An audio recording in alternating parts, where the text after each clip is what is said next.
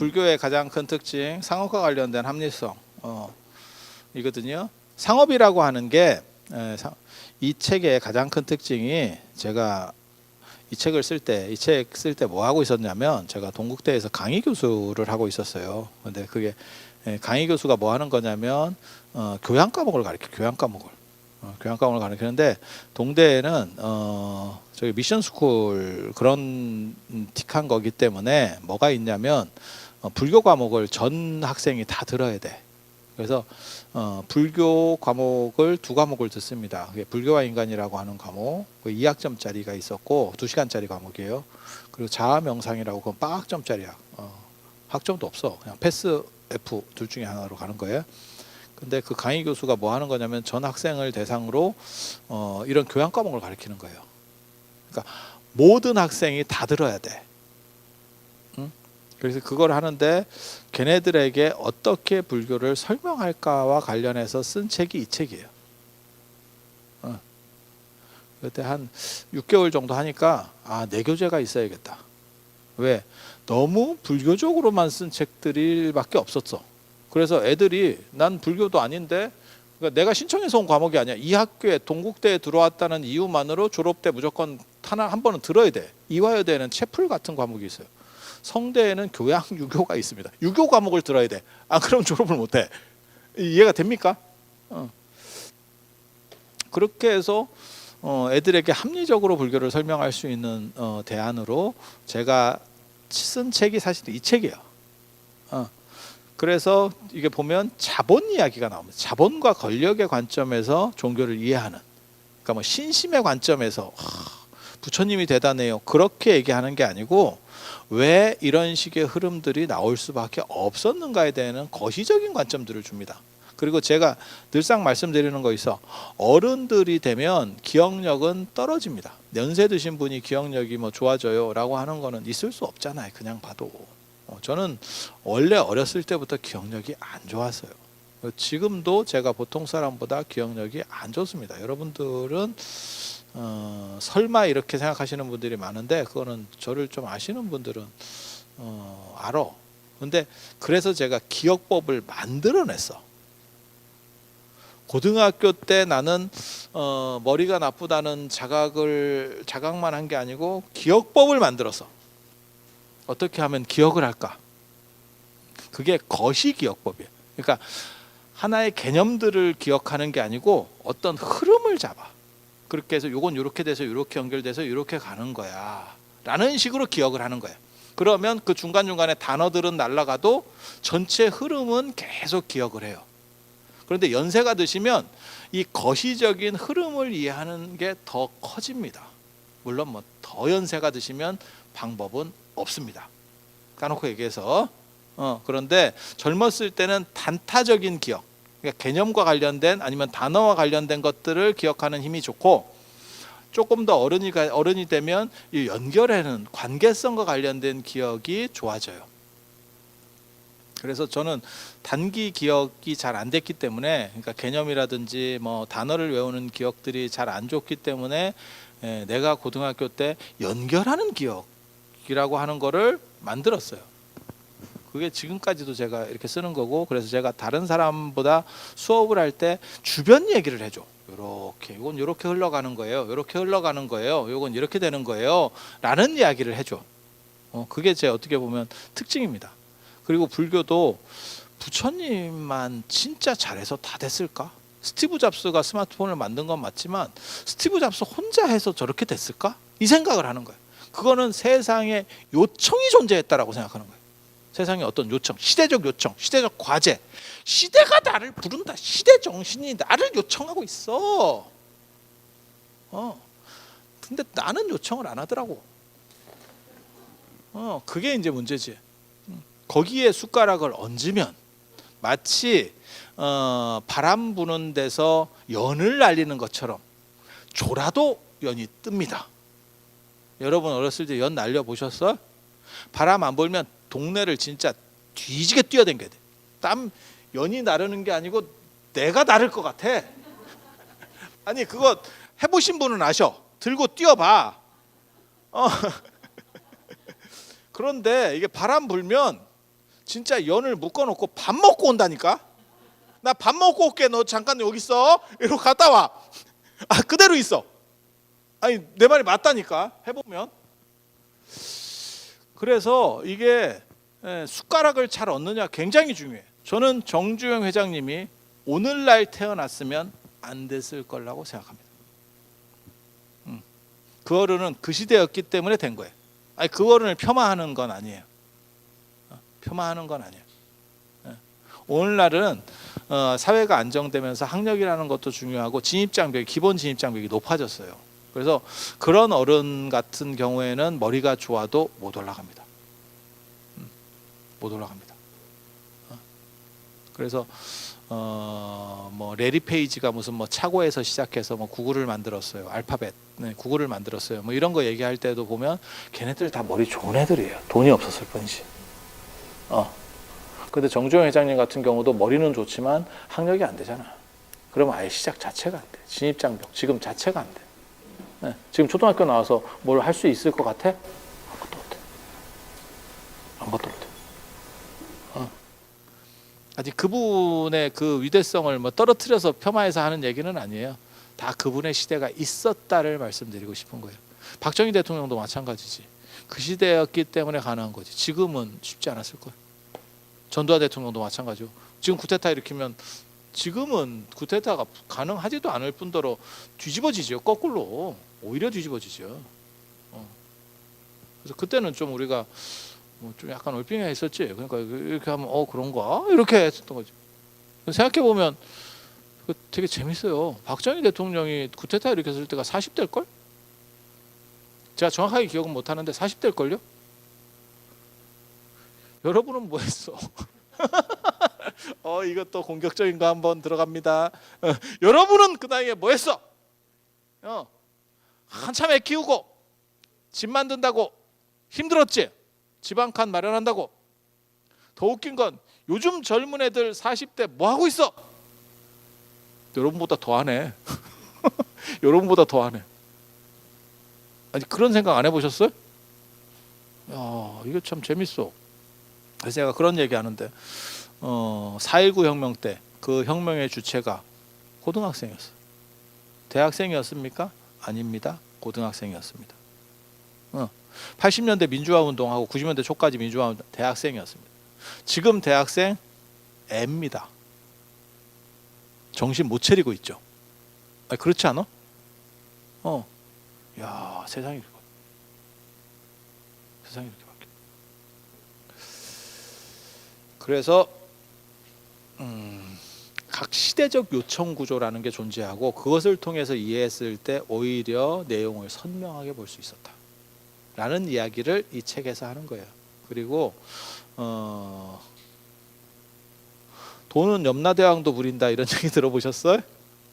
염라대왕도 돈으로다가 이게 매수가 될 수 있다 이런 얘기 들어보셨어요? 처음 들어보셔?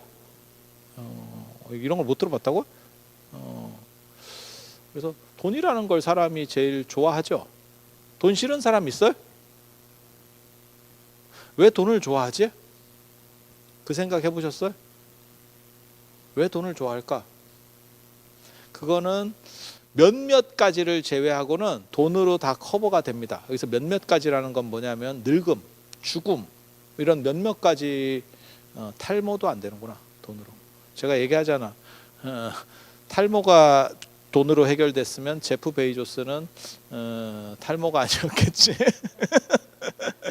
제가 예전에 그런 얘기 해드렸는데 나는 전두환 대통령을 보고 탈모가 치료가 안 되는구나 라는 걸 알았고, 좀 더 컸을 때는 고르바초프 러시아 서기장, 소련 서기장을 보고 탈모가 아직도 치료약이 없구나 라는 생각을 했고, 이거 되게 재밌는 거예요. 그리고 제프 베이조스를 보고, 아마존 회장이잖아요. 회장은 아니지. 미국 같은 데는 이제 대주주일 뿐이지 이건 놨을 거예요 아마. 그분이 전 세계에서 몇 째 안 가는 부자인데 진짜 한 가닥 땅 1,000만 원이 아니라 1억을 심어도 심을 수 있는 사람이에요. 1억으로 심어도 심을 수 있다니까. 1억으로 심어도 이게 한 달 이자도 안 될 걸. 그 사람 재산에 한 달 이자도 안 될 걸. 그래서 돈으로 안 되는 게 늙음, 나이 드는 거, 그 다음에 죽는 거, 탈모. 탈모가 이 정도로 세구나. 그 외에는 거의 되지. 거의 대다수는 되죠. 많으냐 적으냐에 따라 차이가 있을 뿐이지 실제로 되죠. 그렇지 않을까? 그러니까 돈으로 하면 돈은 귀신도 부린다. 뭐 이런 얘기도 있고. 그래서 돈이라고 하는 게 진짜 잘 움직여요. 제가 그런 얘기 하거든요. 아니 여기 수업 들어오기 전에도 그런 얘기를 했어요. 여기 담당하시는 분하고 이제 제일 힘든 게 이런 교양대학에서 만들 때 이게 학교 수업보다 어렵습니다. 여러분은 어떻게 들으시는지 모르겠는데 가르치는 사람 입장에서는 학교 수업보다 훨씬 어렵습니다. 이유가 뭐냐? 학교 수업은 학점이 걸려 있기 때문에 도망가지 못합니다. 여러분은 조금만 잘못하면 집에 가버립니다. 그럼 오라 그러면 전화하잖아. 나 무릎 아파서 못 가겠어요. 이러면 끝이야. 그럼 낸 거 띄는 거 아닙니까? 그게 뭐 큰 돈도 아닌데 뭐 이러버리면 끝이야. 아니 맞잖아. 대학이나 대학원하고는 완전히 달라요. 그래서 대학에서 수업을 하면 제일 쉬운 수업이 대학원 수업이에요. 개기드 시킵니다. 그리고 두 번째로 쉬운 게 학부 전공 수업이 쉽습니다. 그건 다 전공이니까 아는 애들이거든.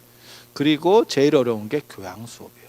어중이 떠중이 다 들어와. 그리고 이거보다 어려운 게 아까 얘기한 내가 이걸로 수업했었던 듣기 싫은 놈도 들어오는 의무 수업이에요. 내가 이걸 왜 들어야 되나 이러고 있어 애가.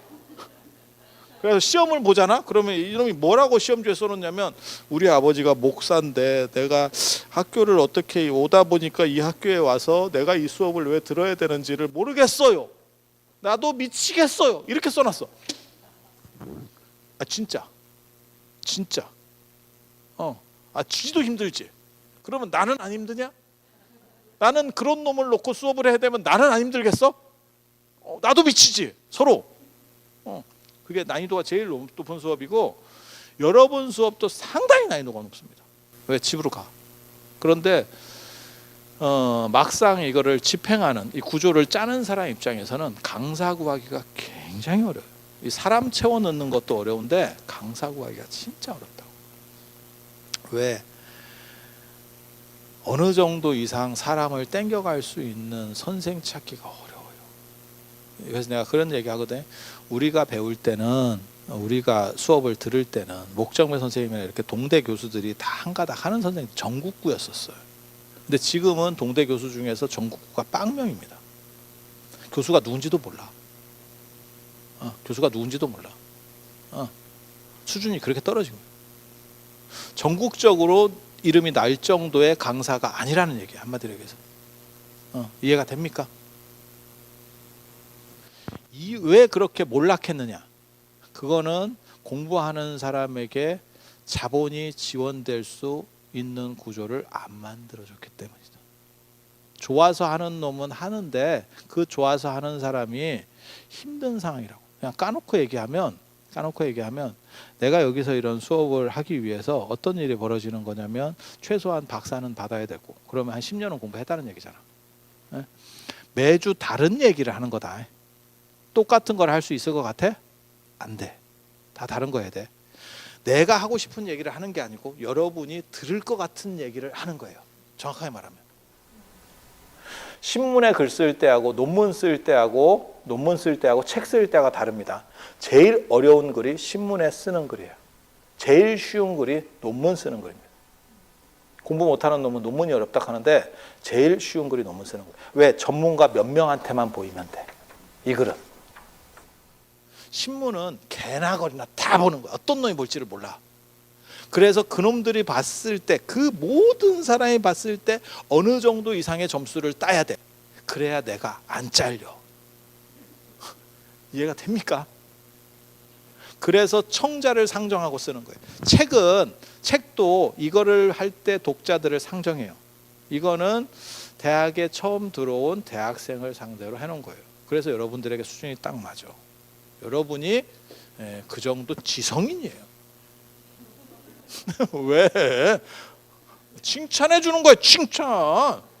어. 그리고 여러분들이 그 대학생처럼 보이는 꽃띠지. 아유, 그 흰머리로 탈색하셨네. 요즘 대학생들이 저런 애들이 있어. 그런 거예요. 제가 눈이 나쁜 관계로 그냥 그렇게 생각하는 걸로. 그래서 다 독자층을 상정하고 씁니다. 책 쓸 때도 이거는 이런 사람들이 볼 거니까 이 정도, 이거는 이 정도. 이거를 맞추는 사람은 책을 어느 정도 팔아먹는 사람이고, 이거를 못 맞추고 지 하고 싶은 소리만 쓰는 놈은 책이 안 팔려요. 정확합니다. 이거 정확합니다. 그런 촉이 좋아야 돼. 그런 촉이 좋아야 돼. 그래서 이런 교양 수업이 사실 굉장히 어려워요. 난이도가 굉장히 높은 겁니다. 왜? 안 올 수 있는 잠재적 요소들을 가진 사람들이기 때문에. 그런데 이런 정도 조건을 만들기 위해서 계속 공부를 해야 되는 상황이 벌어지는데, 그러니까는 교수법도 연구를 해야 돼. 공부만 해서 되는 게 아니고 그 사람들에게 맞추는 게 교수법이야. 김치로 얘기하면 김치를 내가 잘 담그는 것뿐만이 아니고 가르치는 거를 어떻게 하느냐, 효율적으로 하느냐에 대한 부분이 들어가는 거예요. 그래서 그게 이제 여러 가지 교수법들이 있어요. 어떤 분은 쌉소리를 계속해. 그래서 예를 들어 뭐 법성계를 수업을 해요. 그러면 법성 원용 무이상 한번 해놓고 계속 딴소리를 해. 그리고 맨 마지막에 다시 그걸로 돌아와. 이런 작전을 쓰는 사람도 있어. 가만히 들어봐. 내 말에 맞나트리나. 그 얘기만 노상하는 사람도 있어. 계속. 그런 사람 대부분 사람들이 들으러 안 옵니다. 왜? 재미가 없어. 딱딱해. 딱딱해. 내가 고문 받으려고 오는 건 아니잖아. 이게 지금 나이 먹고 내가 내 돈 내고 고문 받겠어? 이런 생각을 하는 거예요. 저 같은 경우는 목소리를 위아래로 움직이고, 진짜야. 서 있을 때는 움직여요. 이렇게도 움직여. 사실은 그게 앉아 있는 사람에 대한 배려예요.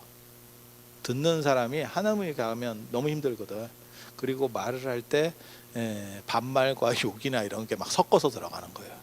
그래서 안정감을 계속 흔드는 거예요. 안 그러면 잡니다. 안 그러면 잡니다. 그래서 이게 나름 고도의 작전이 있는 거예요. 내가 이런 작전을 만들어내기 위해서 진짜 말 잘하는 사람들 DVD를 2,000개 정도 봤어.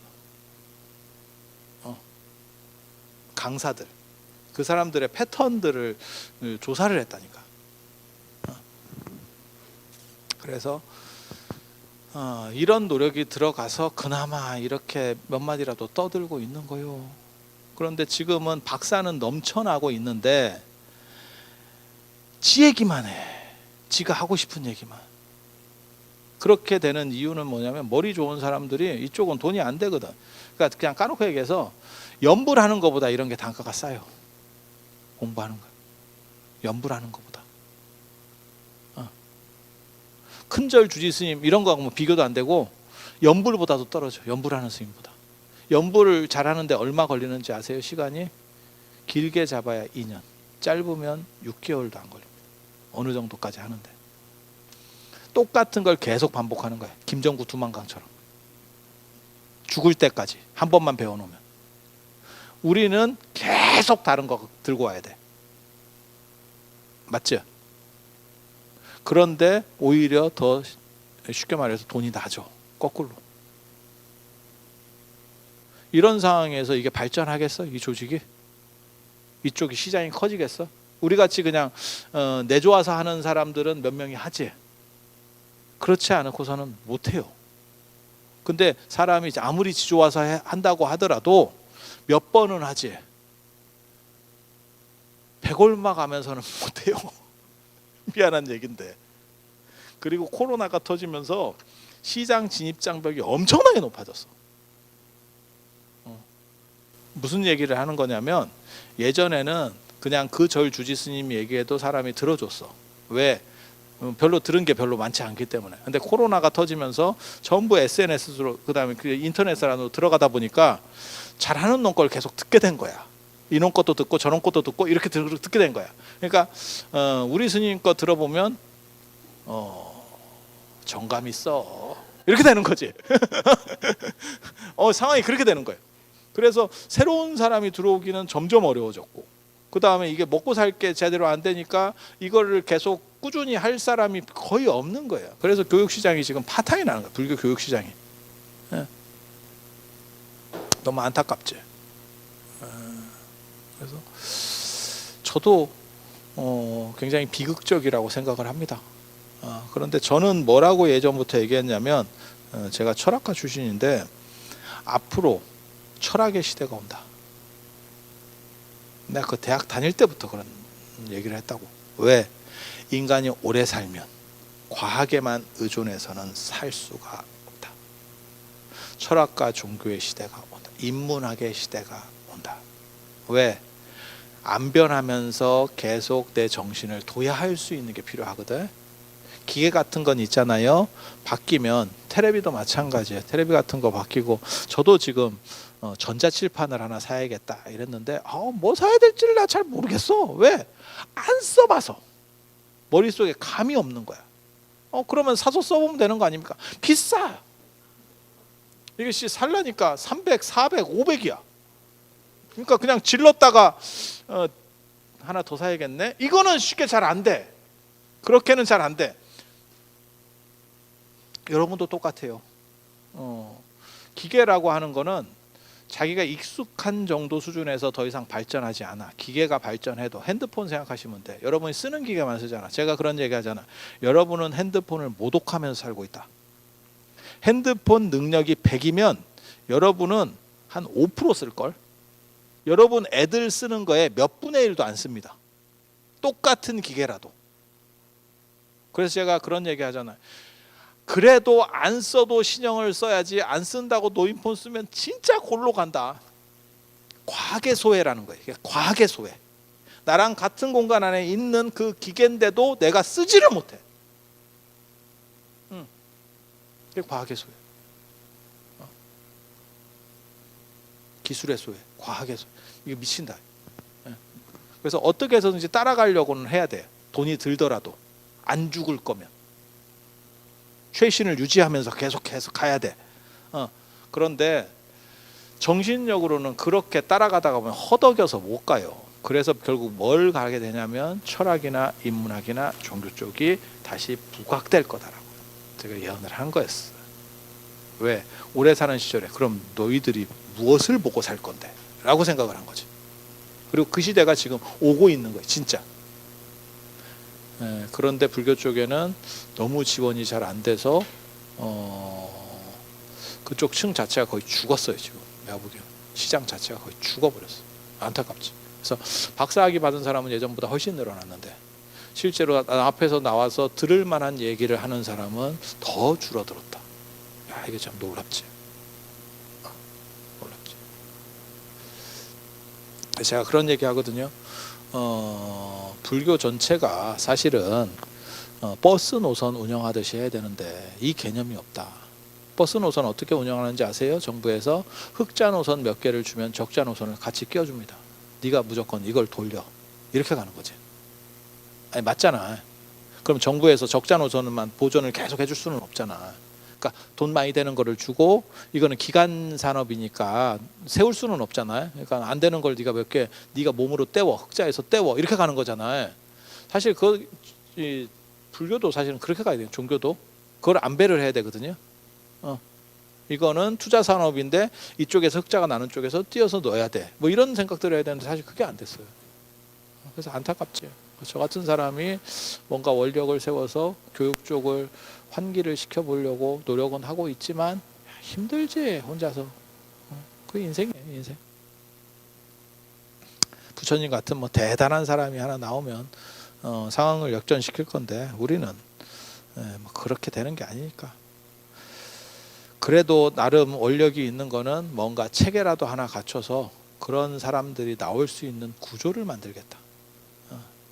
저는 개인적으로 큰 스님이 나오는 것보다 조직적인 뭔가 시스템이 갖춰지는 게 더 바람직하다고 생각해요.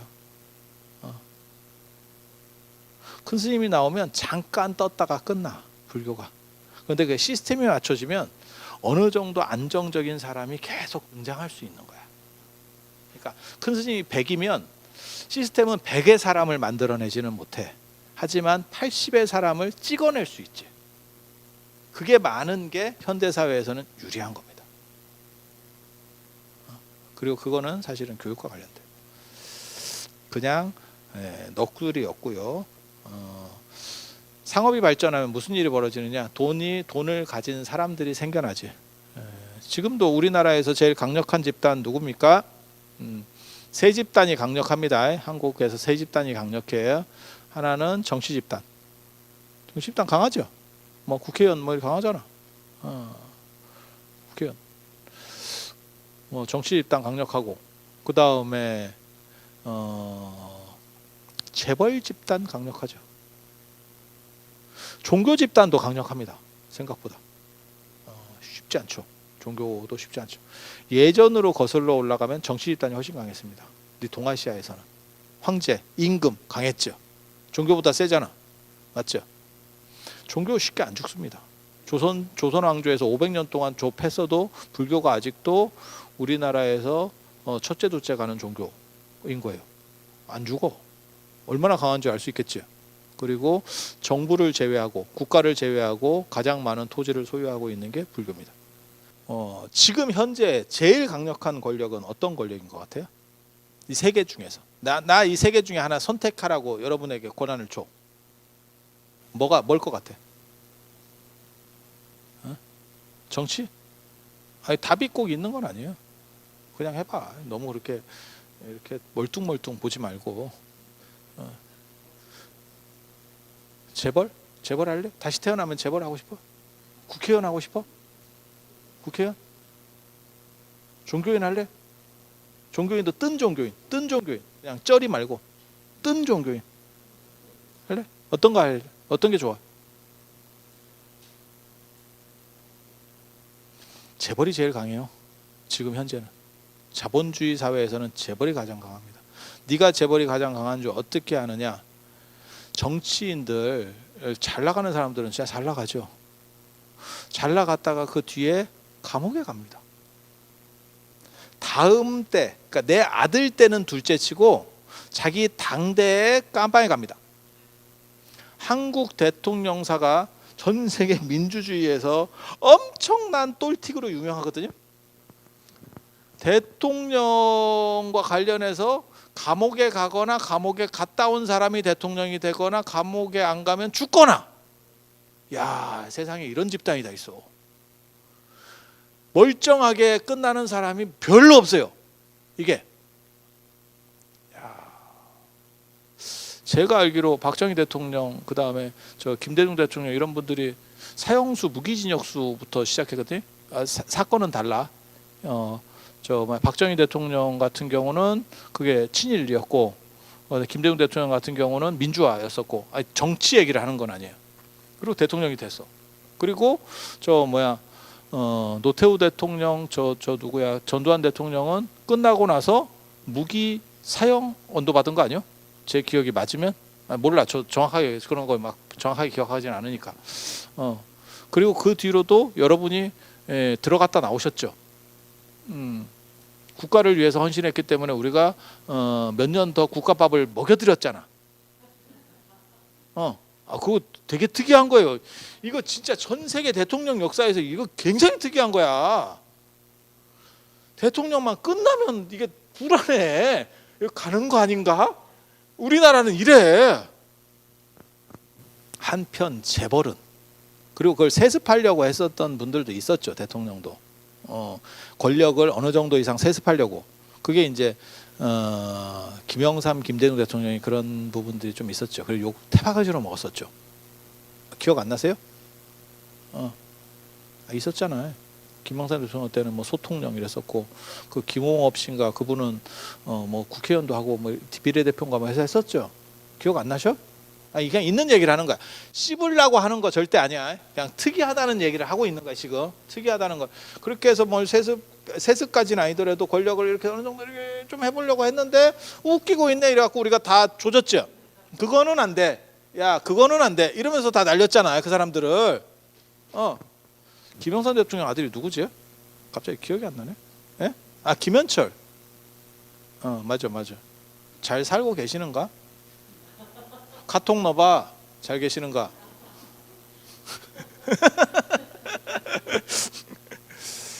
그렇게. 그런데 한 분도 제대로 연속된 분은 없었죠.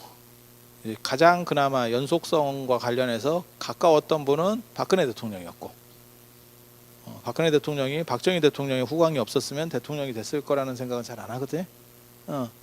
그런데 뭐 두 분 다 뒤끝은 뭐 그렇게 좋았지는 아니고. 근데 봐봐, 재벌들을 봐봐. 한편 재벌을 보면 종교도 마찬가지죠. 뭐 대를 이어서 목사들 지금 엄청 문제 비판들을 직면하고 있잖아. 그죠?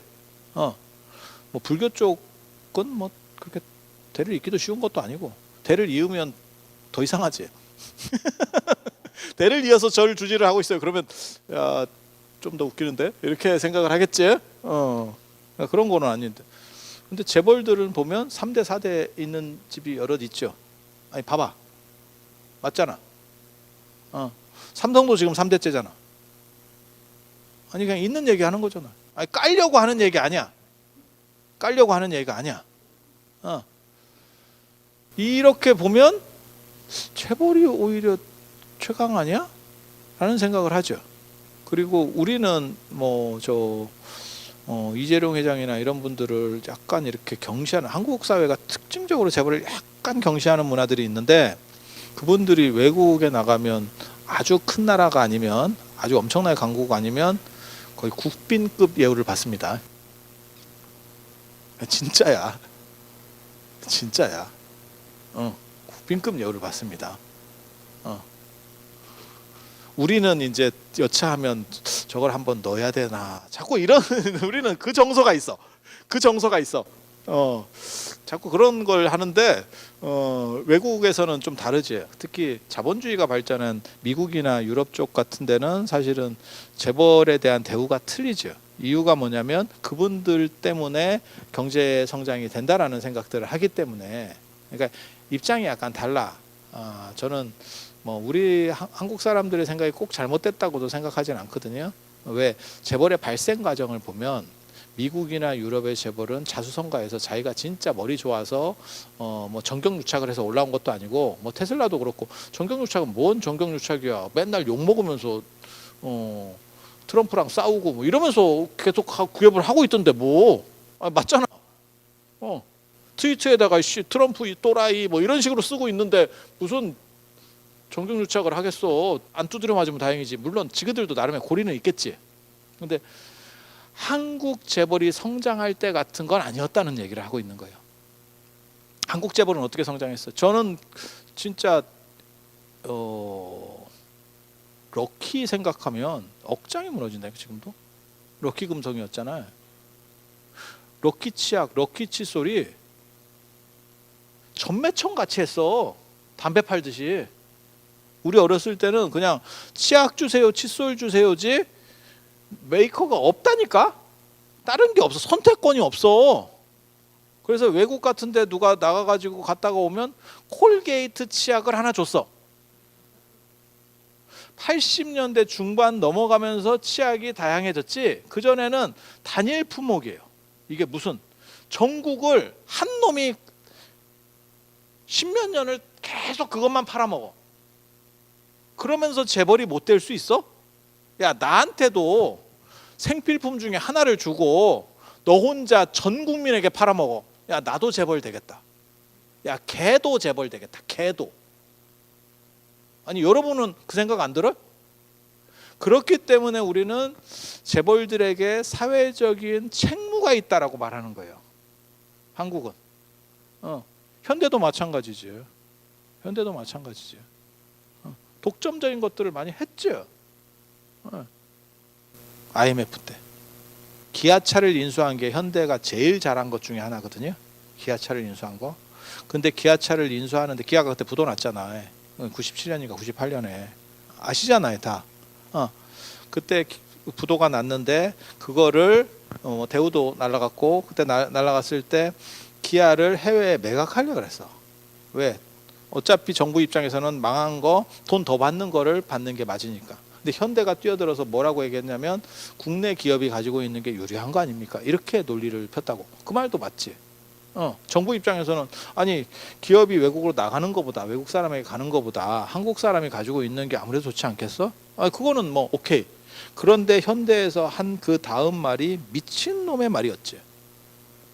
그러니까 깎아주세요.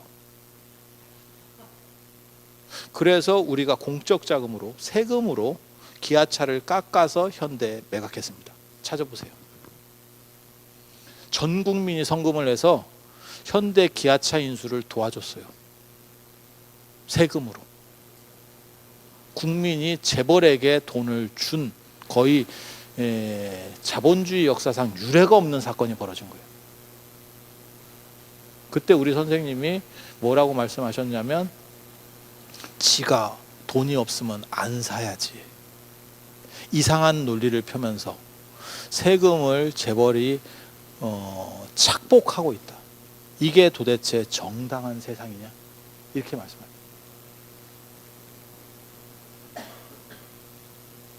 아니 진짜 기사 찾아봐. 그때 뭐 다 인터넷 있던 시절이어서 지금도 찾으면 나올 거예요. 야, 그래놓고 분리하면 고용을 뭐 어떻게 한다는 등 뭐 다른데 공장을 짓는다는 등 그건 안 맞는 거지. 그래서 한국 재벌들은 카카오 이런 거는 나는 관계가 없다고 생각해. 카카오나 이런 거는 그냥 지 멋대로 해도 우리가 고맙습니다를 해야 되는 입장이야. 카카오, 네이버 이런 거는 왜 그런 식으로 큰 기업들이 아니거든. 현대만 해도 여러분 아시잖아. 내수에 더 비싸게 팔아먹은 놈들이에요. 차를. 미국에 쉽게 말해서 100만 원을 받으면 한국에는 120을 받았어. 철판도 더 후진 걸 쓰고. 아니 맞잖아. 그렇게 해서 독점으로 한국에서 계속 팔아먹었던 놈들이에요. 그래놓고 지그들이 재벌이 돼가지고는 딴소리를 하면 안 되지.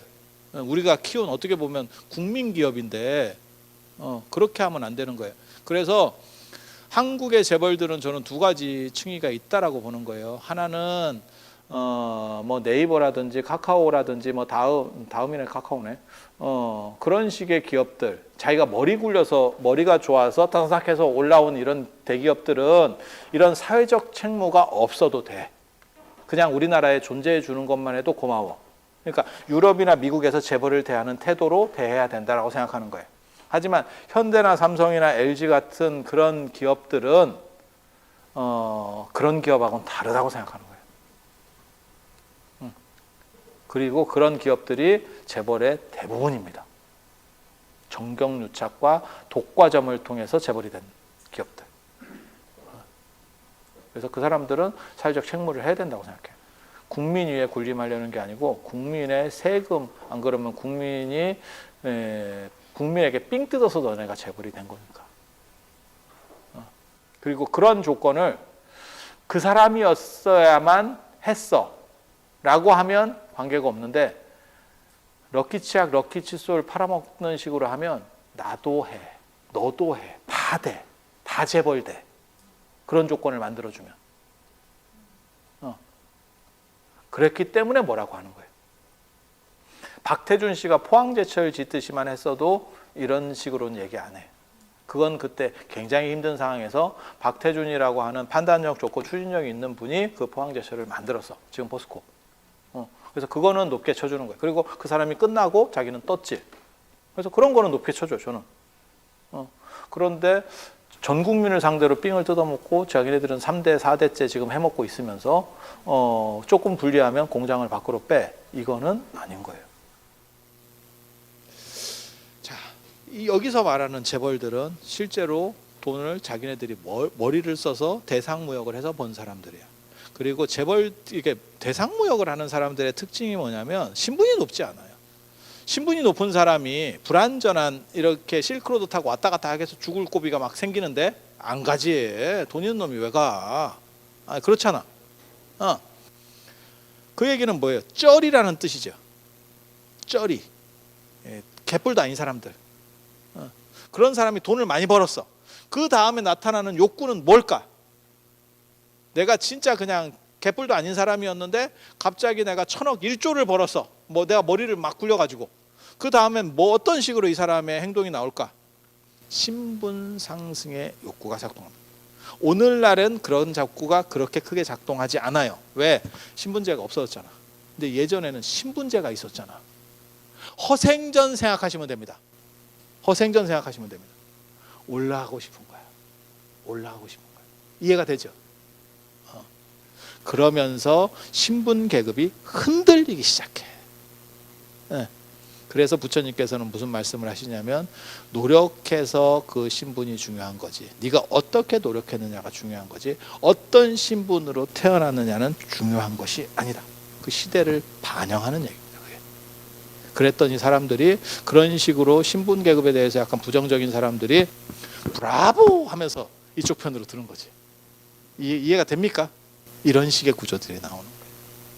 그래서 이런 얘기를 이제 오늘은 시간이 다 됐으니까 이런 정도 하고 다음 시간에는 45페이지부터 이어서 할 수 있도록 세 번째 시간 45페이지부터 할 수 있도록 그렇게 하겠습니다. 자, 들어주셔서 감사합니다.